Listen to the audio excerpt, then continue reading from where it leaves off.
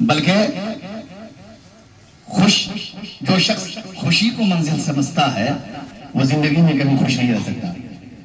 جو سمجھ لے کہ ہم جو ہے ایک منزل متعین کر دیتا ہے کہ ہماری خوشی کی منزل یہاں تک ہمیں پہنچنا ہے، تو وہ شخص زندگی میں کبھی خوش نہیں رہ سکتا. بلکہ خوشی کے بغیر جو جینا چاہتا ہے، اصل میں خوش رہنا اسی کو آتا ہے، اصل میں خوشی اسی کی ہے.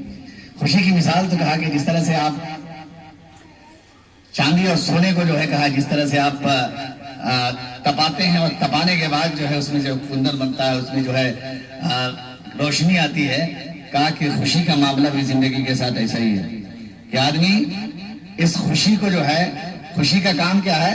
آپ کو تپا دینا. زندگی کے بہت سارے تجربات، یہ تو ضروری ہے، سب کا ایک اپنا اپنا کام ہے. خوشیاں زندگی میں اس وقت جو ہے آپ کو مضبوط کرتی ہے کہ جب آپ غم سے لڑنا سیکھ جائیں. غم اور ناکامی بھی جو ہے زندگی کے تجربات میں ایسے ہے کہ آپ کو استقامت عطا کر دیا کرتے ہیں. آپ یہ ناکامی اور غم جو ہے انسان سے جو ہے آدمی بہت کچھ سیکھتا ہے اور وہیں سے وہ خوش رہنا بھی سیکھتا ہے.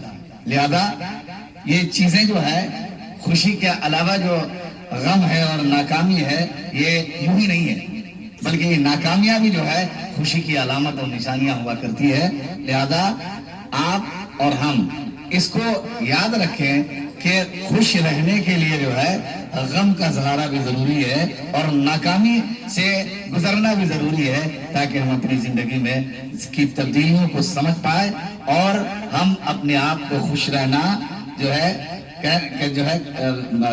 خوش رہنا جو ہے سیکھ لیں. اس سے جیسا بتایا کہ جو ہے چاندی اور سونے کو دبانے کے بعد کیا بنتا ہے، اس کی جو ہے روشنی ملتی ہے اور اس سے زیورات بنتے ہیں، لوگ اپنی زیب و زینت کے لیے استعمال کرتے ہیں. کہا کہ خوشی بھی زندگی کے لیے ایسے ہی ہے کہ اپنی خوشی کا چاندی اور سونے کی طرح استعمال کیا ہے تو پھر آپ کی زندگی خوشگوار ہے. شکریہ.